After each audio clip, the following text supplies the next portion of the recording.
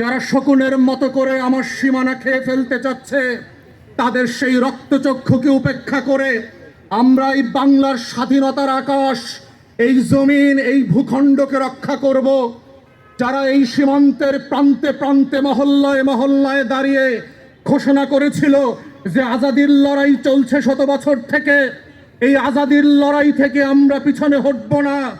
বাংলার মানুষ যারা ব্যানারে ব্যানারে দলের পক্ষ থেকে এবং দল ছাড়া যারা স্বাধীনতা সার্বভৌমত্বের জন্য আবু সাইদ মুগ্ধ হয়ে 16 বছরে চৌধুরী আলম হয়ে, সুমন হয়ে, ভিন্ন ভিন্ন নামে যারা বুক চেতিয়ে দিয়েছিল এই দেশকে রক্ষা করবার জন্য, সেই হাজারে হাজারে গুম হয়ে যাওয়া, খুন হয়ে যাওয়া বেফাস লাশের যারা কবর পর্যন্ত খুঁজে পান নাই, সেই গণ কবরের পক্ষে থেকে যারা লড়াই করেছে, সেই সংগঠন আয়োজিত আজকের এই অনুষ্ঠানে যারা উপস্থিত হয়েছেন, মায়ের ডাকের আয়োজক বৃন্দ, নেতৃবৃন্দ, যারা নায়কের মতো করে, হিরোর মতো করে সেই আর্জেন্টিনা, বলিভিয়া এবং সাউথ আমেরিকার মতো করে, মায়েদের মতো করে নতুন করে হাজির হয়েছেন বাংলার আকাশে, সেই শহীদ হওয়া, গুম হয়ে যাওয়া আবাবিলদের রক্ষা করবার জন্য, তাদের বিচারের দাবিতে, সেই গুম হয়ে যাওয়া পরিবারের সদস্যবৃন্দ, মা বাবা ভাই বোনেরা, সন্তান সমতুল্যরা এবং আমাদের জাতীয় নেতৃবৃন্দ, বিদেশি মেহমানরা, সবাইকে আসসালামু আলাইকুম। এই মায়ের ডাকের পরিবার থেকে আজকের আয়োজনের প্রথম বক্তব্য হচ্ছে বিচার।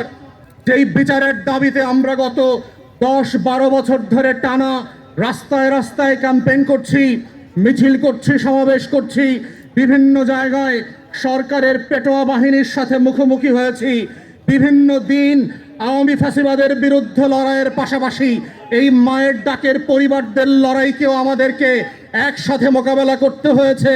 সেই মায়ের ডাকের পরিবারদের জন্য আমরা এই সরকার আসার পরে প্রথম দিন থেকে দাবি করেছিলাম গণ তদন্ত কমিশন করেন।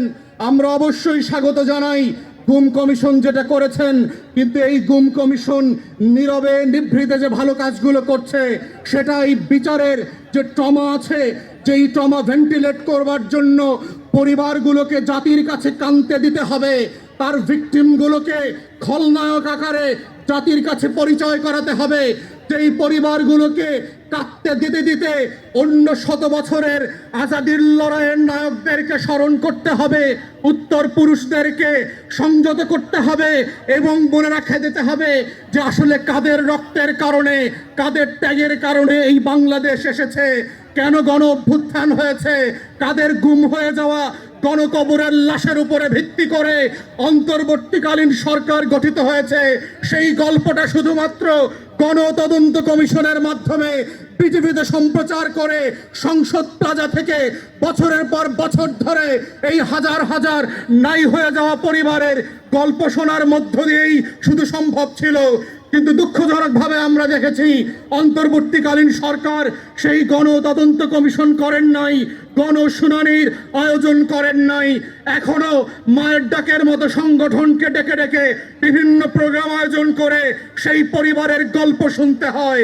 কারা এই রাষ্ট্রের পিছন থেকে নতুন রাষ্ট্রের খামি টেনে ধরছে, কারা এই রাষ্ট্রকে এখনো রাষ্ট্র হতে দিতে চাচ্ছে না, ওরা কারা যারা বাংলাদেশের আজাদিকে এখনো গোলামির জিঞ্জিরে ফিরিয়ে নিতে যায়।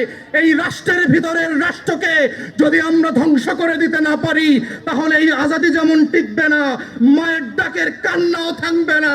এই শত শত হাজার হাজার পরিবারের বারবার গুম হয়ে যাওয়ার গল্প বলতে হবে, বিচারের দাবি নিয়ে আবারও পরিবারগুলোকে রাস্তায় নামতে হবে, পুনর্বাসনের দাবি নিয়ে নামতে হবে, যেটা গণ অভ্যুত্থানের পরে 1 বছর পেরিয়ে যাবার পরে আমরা আশা করি নাই। তাই এখনো সময় আছে।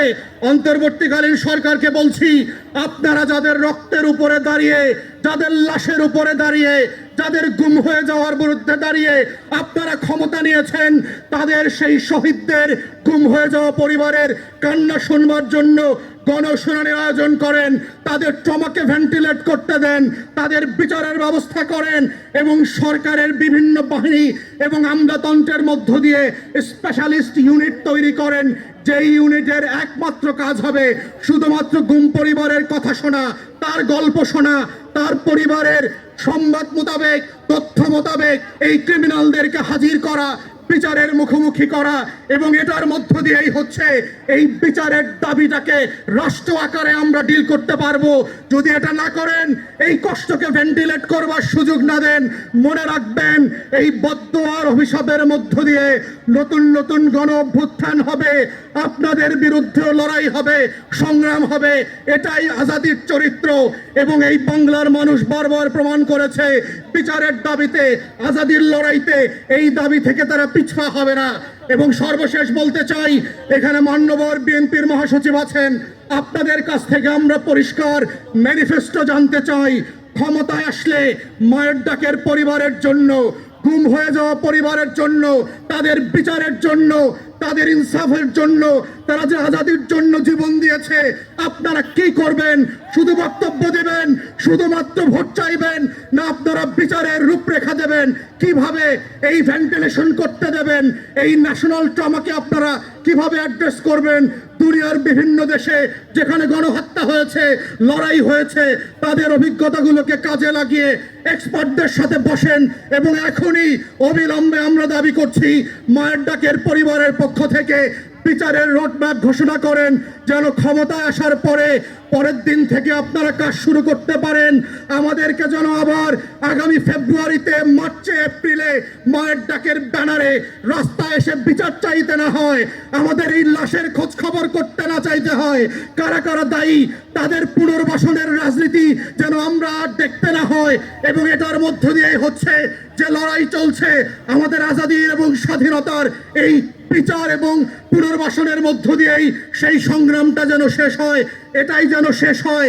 ফেব্রুয়ারি পর্যন্ত মায়ের ডাকের শেষ মিছিল, শেষ সমাবেশ, আমরা বাস্তব বিচার দেখতে চাই এই সরকারের কাছে এবং আগামী সরকারের কাছে।